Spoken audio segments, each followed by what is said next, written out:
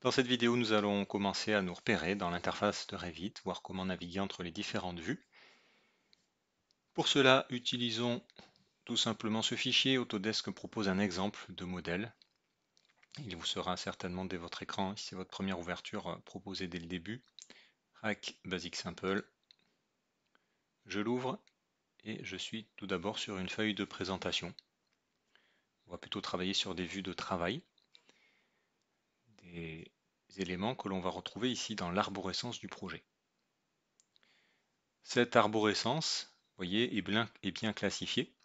On va retrouver une catégorie de vues et dans notre cas ici, une feuille qui se trouve donc dans la catégorie des feuilles. Pour travailler dans un premier temps, ce sont les vues qui nous intéressent.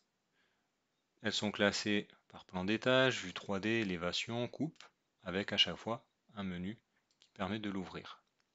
Donc je développe ici le plan d'étage et par exemple je vais aller dans le niveau 1. Je double-clique tout simplement sur ma vue.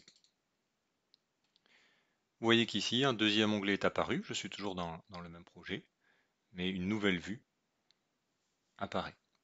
Pour fermer la feuille dont je n'ai pas besoin, voilà, elle est toujours là, je ferme avec la croix.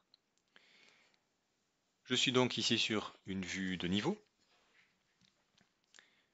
Pour naviguer, avoir la bonne visualisation, celle qui m'intéresse, un outil précieux va être la molette pour, dans un premier temps, zoomer et dézoomer. Tout simplement, on fait rouler la molette. L'endroit où je pointe mon pointeur va déterminer là où le zoom se centre. Donc si je dois zoomer à un endroit bien précis, par exemple cette chaise, je pose mon pointeur, je vise cette chaise et je zoome. Vous voyez que c'est bien autour de ce pointeur, c'est bien cet élément-là qui est fixe et le reste va zoomer en fonction de cet élément. Voilà pour les zooms. Alors j'ai zoomé suffisamment, mais je veux voir un petit peu ce qu'il y a à droite.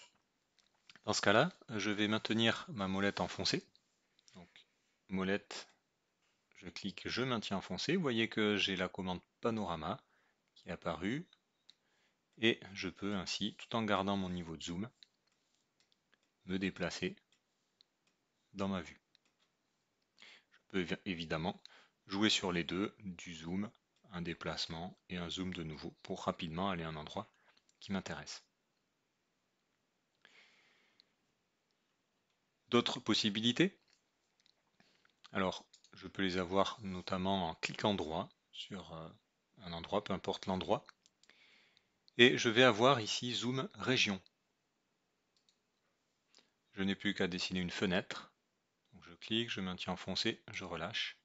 Et Revit vient cadrer sur la fenêtre que je viens de créer. Zoom région.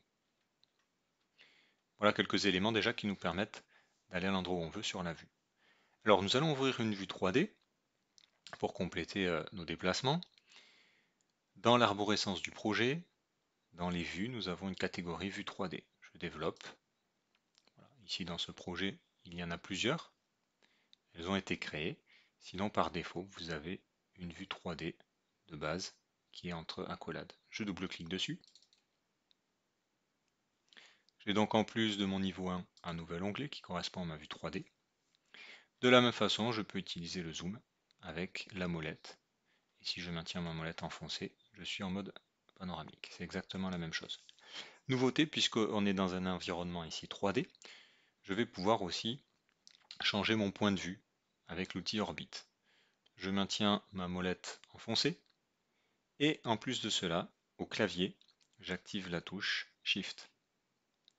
Je suis maintenant en mode Orbit et vous voyez que le point de vue de la caméra change autour d'un point fixe. Je peux évidemment cumuler tous ces outils pour voir exactement ce que je veux. Donc molette enfoncée avec la touche Shift pour passer en orbite. Lorsqu'un élément est sélectionné, je vais par exemple cliquer une fois sur ce garde-corps, vous voyez qu'il est en bleu, il est bien sélectionné, et que j'utilise l'outil orbite, vous voyez que ma caméra tourne autour de cet élément sélectionné. Si je change d'élément, prenant ce personnage par exemple, et que je tourne, donc molette enfoncée, touche Shift du clavier enfoncé, centre de la rotation et l'élément sélectionné. C'est bien pratique pour tourner précisément autour de ce qu'on veut voir. Autre façon de naviguer, ici ce cube me permet d'atteindre des vues qui sont prédéfinies, on va dire, des vues standards, gauche, haut, avant. Donc, par exemple, je clique sur la face gauche, et voilà, je suis sur une vue orthogonale qui correspond à la vue de gauche. Alors le zoom est assez gros, je dézoome, mais vous voyez, je suis bien sur cette vue-là. J'ai des petits triangles sur les côtés qui me permettent de faire tourner mon cube. Donc vous voyez, je suis arrivé en haut. Si je préfère, je peux cliquer à différents endroits du cube, notamment ces angles, voilà, qui vont me donner différents points de vue. Donc une façon ici aussi de gérer ces différentes vues. Vous avez un disque aussi qui vous permet, voilà, de tourner éventuellement. Une autre façon de procéder. À vous de trouver celle qui vous intéresse le plus. Alors, nous avons déjà 2 vues d'ouvertes, on va en ouvrir d'autres, et puis voir d'autres outils encore. Je vais ouvrir par exemple, donc dans mon arborescence du projet, une élévation.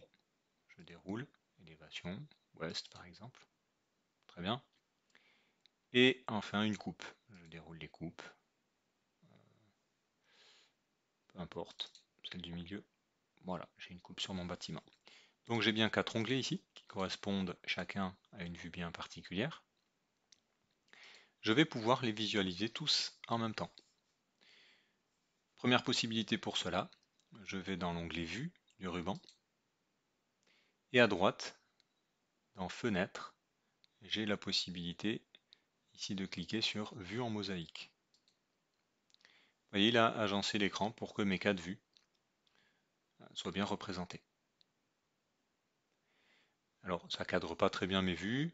On va utiliser, je fais un premier clic pour activer cette vue. Et puis, ici, on a un disque de navigation, on a quelques options de vue. Je déroule. Et j'ai notamment Zoom To.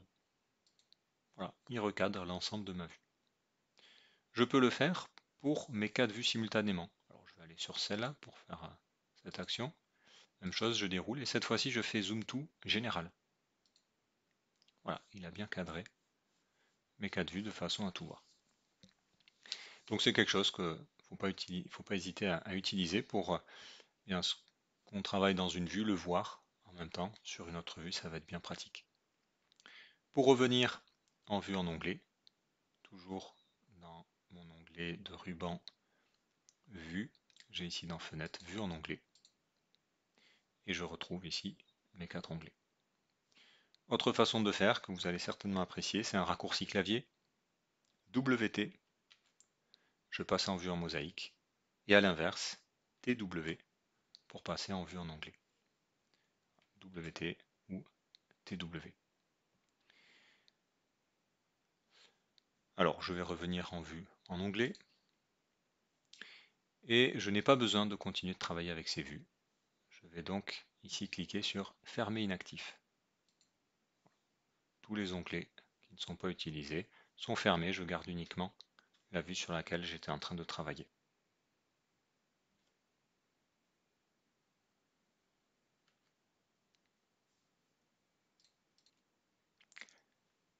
Une dernière chose, vous avez vu qu'on va se retrouver avec beaucoup de vues ici dans l'arborescence du projet. Vous avez la possibilité de déplacer cette palette pour voir peut-être plus facilement l'ensemble des vues.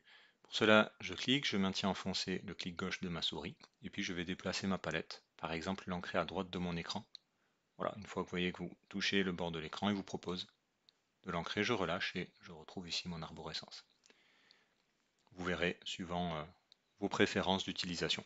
Voilà pour un premier aperçu de la navigation entre les différentes vues, les zooms et le déplacement en orbite dans une vue 3D.